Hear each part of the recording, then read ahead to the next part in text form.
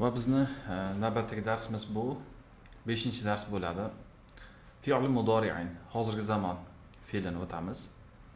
Biz avvalgi darslarimizda o'tgan zamon fe'llarini ko'rdik va biz hozirgi holatda 3 harfli fe'llarni o'tyapmiz, ya'ni thulasi fe'llar bo'ladi va mujarrad. U ichida tarkibida qo'shimchasi yo'q degan, mujarrad degan. Ya'ni o'sha biz doroba deb so'zlagan edik. Ana o'sha dorobadagi dod, ro va ba harflari joyida turadi va buni oldida qanaqadir qo'shimchalar bo'ladi. Mana o'zbek tilida ham yapti, man, san degan qo'shimchalar bor. Shular arab tilida oldidan va orqasidan keladi. O'zbek tilida asosan qo'shimchalar ortidan keladi fe'llarda, ya'ni shaxs sonini aniqlash uchun, zamonini aniqlash uchun.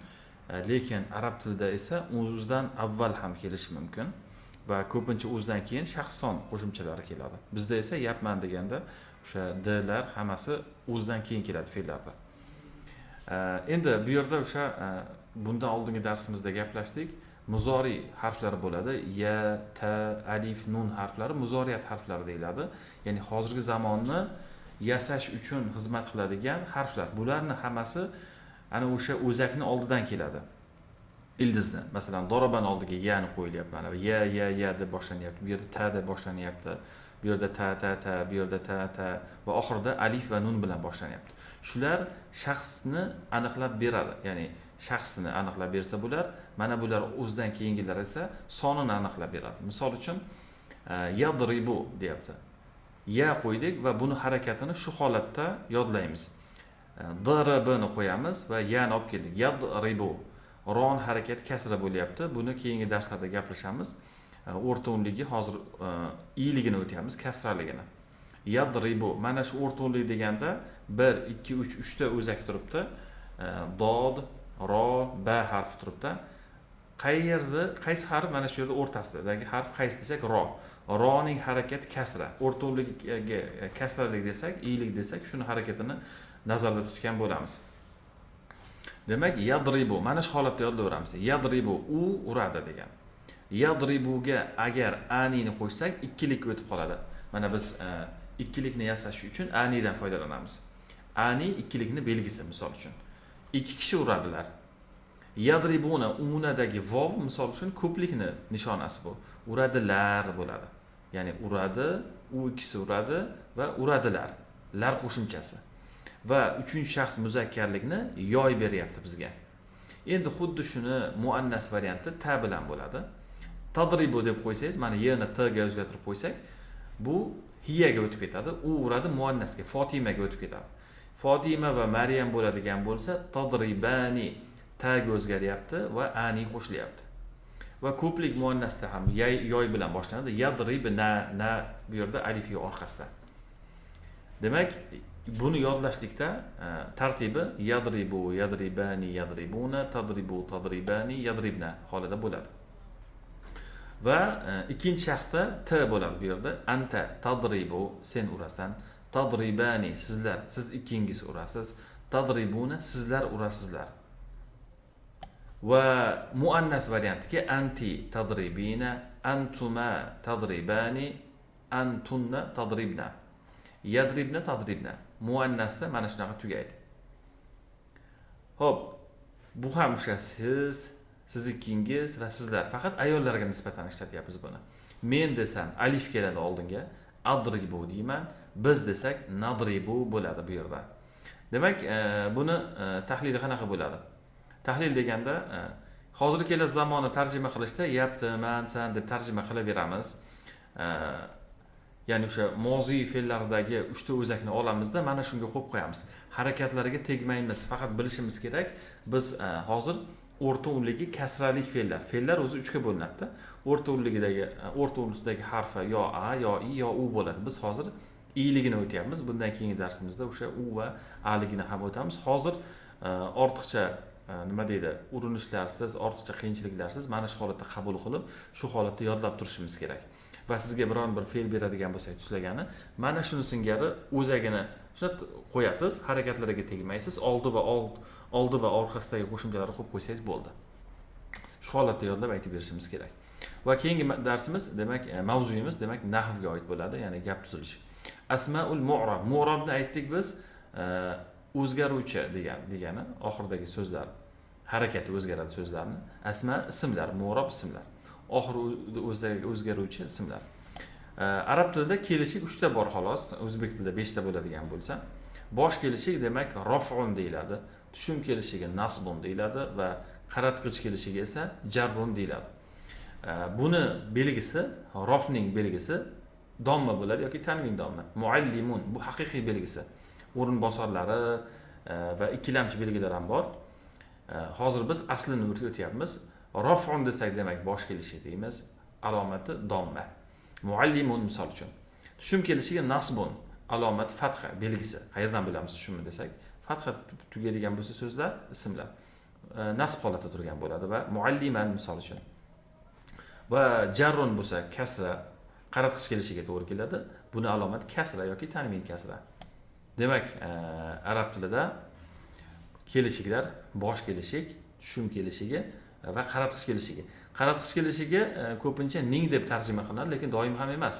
Tushum kelishigi na deyiladi, lekin bu ham nisbiy tushuncha. O'zbek tiliga tushavermaydi. Buni hozircha qoida sifatida qabul qilib turaveramiz, lekin hamma joyini taqqoslab bo'lmaydi o'zbek tiliga. Buni shu holatda olamiz. Demak, rof nima desak bosh kelishik, nasb tushum, jar, qaratqich. Xo'p, rof desak dommani tushunamiz, nasb desak fathani, jar desak kasrani. Shuni bilishimiz kerak eng muhimi. Qolganlarni keyingi kitoblarimizda va keyingi darslarimizda ko'rib chiqamiz. Xo'p, mashqlar bor. Hozir mu'rab va mabni haqida yana bir tushuncha beriladi. Mu'rab demak degani o'z o'rniga va jumladagi ma'nosiga qarab bir so'z bo'ladigan bo'lsa, o'shani oxiridagi harakati, harfining harakati o'zgaradigan so'zlardir. Mu'rab. Mabni bo'lsa, o'z o'rnidan qat'iy nazar, qizig'i yo'q unga qayerda kelishligini. Jumlani xohlagan joyda bir xil turaveradigan bo'lsa, buni mabni deydi. Mu'rab so'zlar ularning oxiri jumladagi o'rniga qarab quyidagi harakatlarni oladi. Mu'rab so'zlar rof, nasb, jar holatda keladi. Kitabun, kitaban, kitabin. Mu'rab so'zlar demak 3 xil harakatda bo'lar ekan. Ismlar ko'proq. Mu'rab ismlarning o'zgarishi demak arab tilida mu'rab so'zlar jumlada har xil vazifani bajaradi. Shunga ko'ra oxiri 3 xil holatda kelar ekan. Ismlar, fe'llar emas, ismlar. Rafun ismlar domma holatda bo'ladi. Masalan, Muhammadun yaqra'u. Muhammad mana raf holatda turibdi. Al-kitabu jamilun. Kitob chiroyli bo'lsa, al-kitab mana raf holatda turibdi. Nasb bo'ladigan bo'lsa, ismlar fathali bo'ladi. Mana ro'aytu Muhammadan. Muhammad ism bu. Muhammadan demak ism nasb holatda turibdi. Qara'tul kitaba. Kitobni o'qidim bo'lsa, kitob ham nasb holatda turibdi. Jar ismlar kasrali holatda bo'ladi. Sallamtu ala Muhammadin. Muhammadning harakati kasra. Fil kitabi. Kitobning harakati kasra. Mu'rab fe'llar hozirgi va kelasi zamon fe'llari ham mu'rab hisoblanadi. Hozirgi kelasi zamon fe'llari mu'rab bo'ladi. Jumladagi o'rniga qarab ularning oxiri quyidagicha o'zgaradi. Demak, rof bo'lishi mumkin. Yaqra'u fe'lda yaqra'u u bilan tugayapti demak, talaba o'qimoqda. At-talib. Nasb holatda lan yaqra o'qimaydi desak, fatha kelyapti mana fe'lning oxiri. Lam yaqra desak sukun. Demak, fe'llar rof, nasb, jazm bo'lar ekan. Fe'llar kasra bo'lmaydi. Xulosasi bo'ladiki, ismlar rof, nasb, jar bo'lsa, fe'llar rof, nasb, jazm bo'ladi. Jar bo'lmaydi. Xo'p. Bu o'sha fe'llarning o'ziga xos xususiyatlari. Keyin mashqlar berilgan, mana bu fe'llar tuzlaysizlar. Jalasa, roja'a, kasroni o'sha yuqoridagi tuzlangan fe'llar singari tiniqib tuzlab berasizlar shu yerga to'laligicha. Va mashqlar bor, bularni bajarasizlar. Quyidagi jumlalar ichidan ismlarni topib, ularning holatini aniqlaysiz. Qanaqa holatda turibdi ismlar, qaysi bir ism, fe'llar topib holatini aniqlaysiz va quyidagi ismlar va fe'llar jadval bo'yicha tegishli holatlarga ajratasizlar mana bu yerda. Va keyin mening xonam degan kichik bir matn bor, buni tahlilni qilib qo'yamiz. Hop, g'urfati xonam jamilatun chiroyli va murattabatun va tartibli. Fiha u yerda bor sarirun karavat va maktabun va yozuv stoli va kursiyun va kursi. Uhibbu julusa ala al-kursiyyi li kitabati durusi. Darslarimni yozish uchun. Li degani uchun degani, kitabati degani yozish, durusi darslarimni yozish uchun ala al-kursiyyi kursiga, kursida o'tirishni yaxshi ko'raman. Juluslar lom ikkita bo'lib qolibdi. Bu yerda bittasini o'chirib qo'yamiz. Xo'p, amama sariri, amama oldida, karavatning oldida hizanatun, demak shkaf bor. Kabiratun, katta shkaf bor. Lil malabisi, kiyimlar uchun. Alal jidar va devorda mir'atun, sag'iratun, mar'atun bo'lib qolgan, bu yerda mir'atun aslini olganda. Kichkina oynak bor. Ushahidu tilfaz, televizor ko'rishni tomosha qilaman fi g'urfati, xonamda. Ba'da dirosati, darsdan keyin. An-nafizatu, deraza, tutillu degani alaga qaragan, hadiqati, bog'ga qaragan. Ahfazu kutubi, kitoblarimni yodlayman, saqlayman. Fil maktabi, yozuv stolimda kitoblarimni saqlayman. Ya'ni yozuv stoliga qo'yib keyin saqlar ekan, bilasiz. Ahfazu. Va zayyantu g'urfati bis-suwari, va xonamni zayyantu degani ziynatlamoq, bezatmoq degani. Xonamni kitoblar bilan bezatgan, rasmlar bilan bezatganman. Suratun degani rasm, suvarun rasmlar bo'ladi bu. Demak, g'urfatun. Bu yerda so'zlarni o'qib berishim shart emas, lekin buni barchasini yodlab olishimiz kerak.